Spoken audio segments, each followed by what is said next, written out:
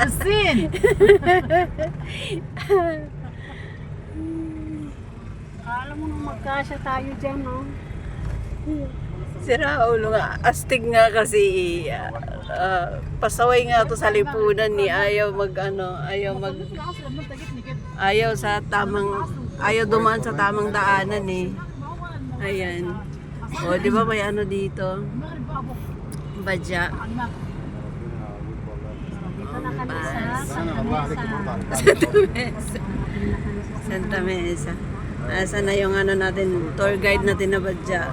Di ba? Santa Mesa ba? Santa Mesa na to. Inabot kami ng kalauna sa Divisoria. Kala mo naman ang daming nabili. Para naman namin nabili. Nasasyak ako. Hindi, paano kasi gabi na kasi tayo nakarating. Pero hindi ako Hindi, kahit ako naman. Hindi naman sa hindi na-excite, hindi ka na-satisfied. Oo, hindi ako na-satisfied. Ganon.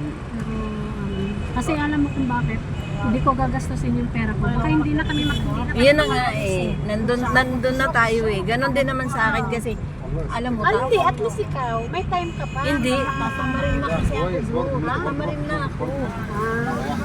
Kaya lang naman malakas loob ko bakit sa tagal ko na dito gumala ba ako. Kaya lang naman ako naging ganito.